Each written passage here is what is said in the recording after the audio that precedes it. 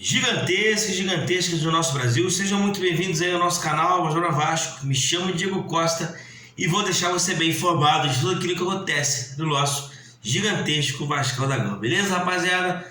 Antes de começar esse vídeo, eu peço vocês aí deixar aquele joinha aí, que ajuda a gente bastante. Se inscreva no canal também e vambora as notícias aí bem rápido. Esse primeiro e único, né, giro de notícias de hoje do nosso Vasco. Vou pegar todo o resumo que aconteceu no dia de hoje, um pouquinho do de ontem, que quando eu gravei não tinha mais informações ainda, mas agora eu tenho um pouco mais detalhados, vou estar passando para vocês, tá? Então esse é o primeiro e único giro, e o 1º de setembro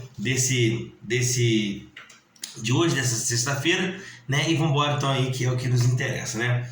O Vasco informou ontem, na noite de ontem, que o Galarza não faz mais parte do elenco do Vasco. Ele foi emprestado ao Talleres da Argentina com opção de compra, né? Os valores estimados aí é mais ou menos aí em torno de 2 milhões de reais. Ainda não se sabe, 2 milhões de dólares. Ainda não se sabe se vai ficar ou não, porque ele precisa alcançar algumas metas. Mas o fato é que o Galarza já está indo à Argentina, né? Está fazendo os exames e pode ser anunciado aí a qualquer momento lá no Talleres da Argentina. No Vasco ele fez 58 jogos como profissional, ele que chegou na base, né? E acabou ficando aí, subiu ao profissional e agora está seguindo aí para a Argentina para poder conseguir se identificar, ter mais rodagem e quem sabe ter uma opção de compra no final do contrato, né? Então vamos lá, espero que ele consiga,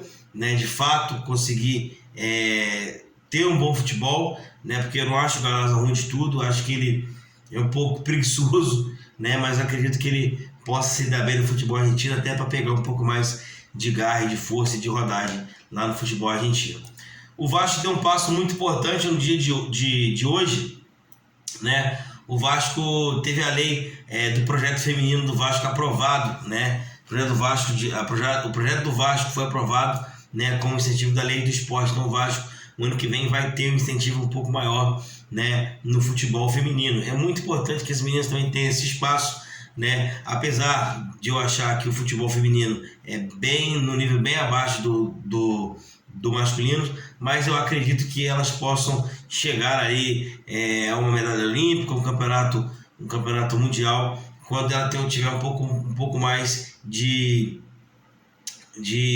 investimento. Mas para ter um pouco mais de investimento tem que mostrar resultados. Se não tem resultado, não tem investimento. É simples assim, né? E a galera também, por mais que eles tentam de alguma forma colocar o futebol feminino como uma atração nacional, não é bem assim, né? A gente sabe que não é assim, né? Alguns gostam, outros não. Eu ainda assisto um jogo ou outro, mas é muito difícil, né, assistir a Copa do Mundo do Brasil até a Copa do Mundo que aconteceu lá nessa última agora, na Nova Zelândia e na Austrália.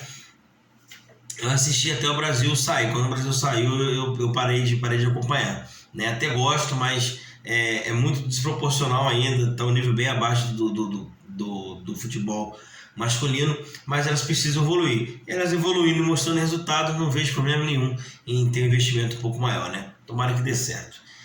O Vasco completa amanhã, né, um ano de SAF, né? Um ano de SAF que já completou aí, e os investimentos aí já está girando em torno de 300 milhões, né? Ou deve chegar ou superar 300 milhões, né? O Vasco nesse ano teve um ano muito conturbado, né, de SAF.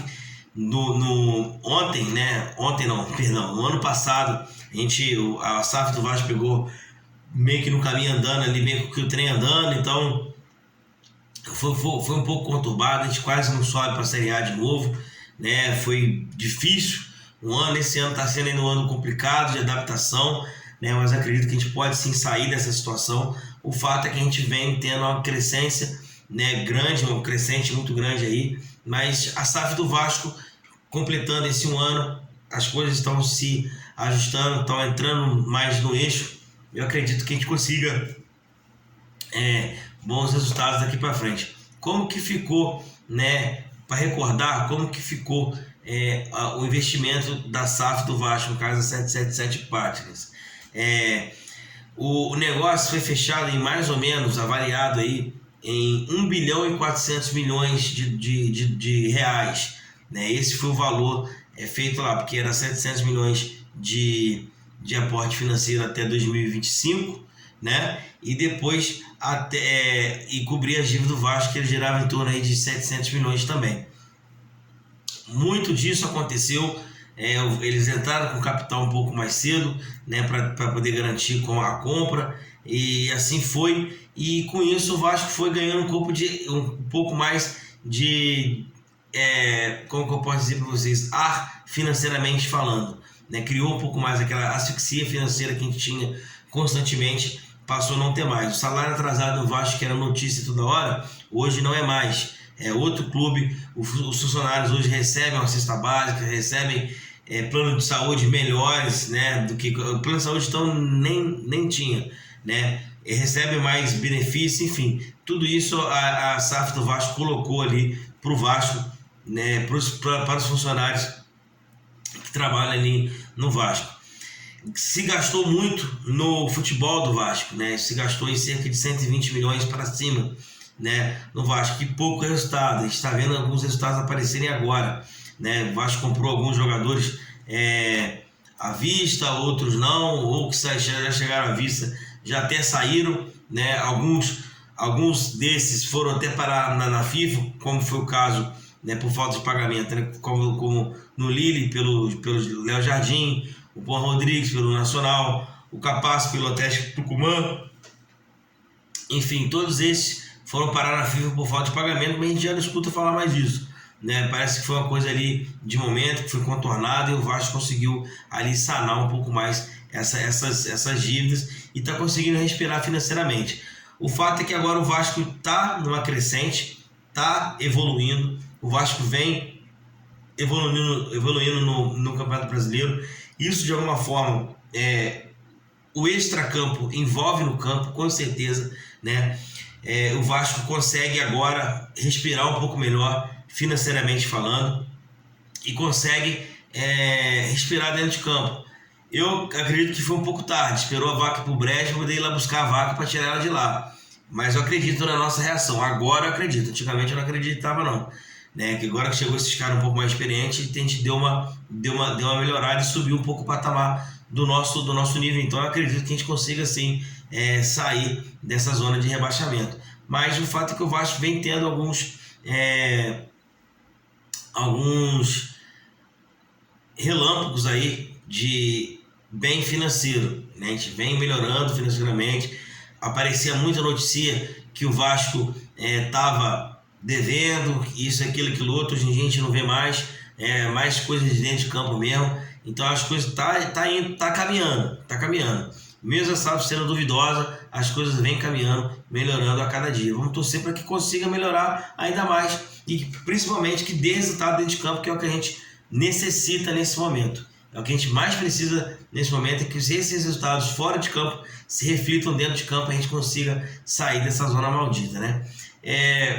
O Payet vai ser o 11º jogador europeu a jogar pelo Vasco. Isso pode acontecer já contra o Bahia, né? Ele já está regularizado, vem treinando forte e possivelmente vai estar selecionado para poder jogar essa partida e deve ir para o jogo no domingo, às 6h30, né? Então ele está aí como o 11º jogador europeu a vestir a camisa do Vasco, né? Espero que ele dê bem no Vasco, que ele consiga colocar esse time para frente, a gente consiga de alguma forma evoluir mais com o Payet dentro de campo, que a gente consiga buscar esses resultados, né? Ele é um cara craque de bola, muito bom mesmo, e a torcida fez uma festa enorme para ele. Eu espero que ele consiga retribuir tudo isso dentro de campo e eu espero que isso aconteça o quanto antes, né? Porque é o que a gente espera aí do nosso camisa 10.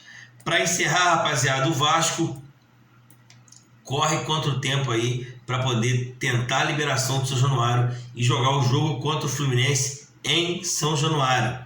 Lembrando que esse jogo é de torcida única, porque o Fluminense fez gracinha no primeiro turno. Então é torcida única para o jogo contra o Fluminense em São Januário. Bem provável o Vasco corre quanto tempo para poder conseguir essa liberação. O jurídico do clube vem trabalhando forte nisso, né? E acredito eu que dê certo. Ainda mais que é uma pressão muito grande que está acontecendo.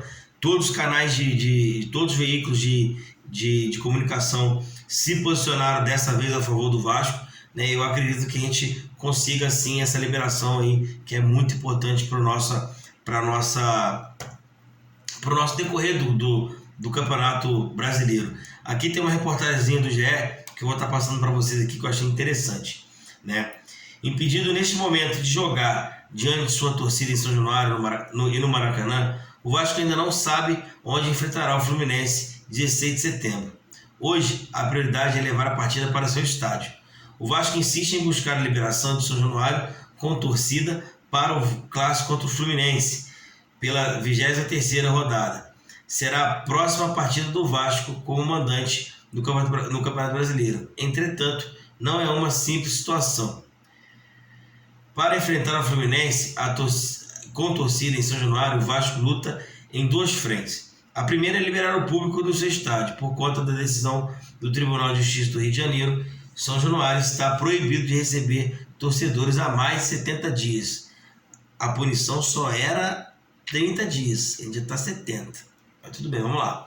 O Vasco busca um acordo do Ministério Público de Segurança do Rio de Janeiro para que a ação seja extinta. Paralelamente, há uma ação do Supremo Tribunal Federal, movida pelo deputado Aliel Machado, que solicita a liberação imediata de São Januário. Mesmo que consiga a liberação do seu estádio, o Vasco terá um outro obstáculo para enfrentar o Fluminense em São Januário. Hoje o local está impedido de receber clássicos, por isso o Vasco tentará a liberação extraordinária junto ao poder público para poder enfrentar o Fluminense em São Januário. O desejo do Vasco é jogar o clássico em São Januário e o clube pretende esgotar as possibilidades antes de partir para a nova ação. O Maracanã seria uma escolha natural, mas o estádio está fechado para o tratamento do gramado e só reabrirá no dia 17 de setembro, no primeiro jogo da final da Copa do Brasil entre Flamengo e São Paulo. Outras opções seriam Cariacica, Manaus e o estádio Newton Santos, que hoje é alugado pelo Botafogo. Sobre o Engenhão, eu não gostei, não acho bacana, eu expliquei no vídeo anterior, né? Manaus e Cariacica é Vasco, né? A gente vai estar jogando em casa da mesma forma. Então, assim, mas obviamente que a preferência é São Januário. Espero que o Vasco consiga essa liberação, né? O jurídico do Vasco está trabalhando muito aí para que isso aconteça. Tomara que aconteça o quanto antes. Beleza, rapaziada? Vou ficando por aqui nesse girão de notícias dessa sexta-feira. Peço para vocês aí deixar o dedão no like aí, que ajuda bastante. Se inscreva no canal também. Ótima sexta-feira para vocês, ótimo final de semana. Que Deus abençoe o final de semana de vocês. E tamo junto aí. Amanhã eu tô de volta com mais notícias do nosso gigantesco Vascão da Gama. Beleza, rapaziada? Até mais. Abraço a todos aí. Valeu!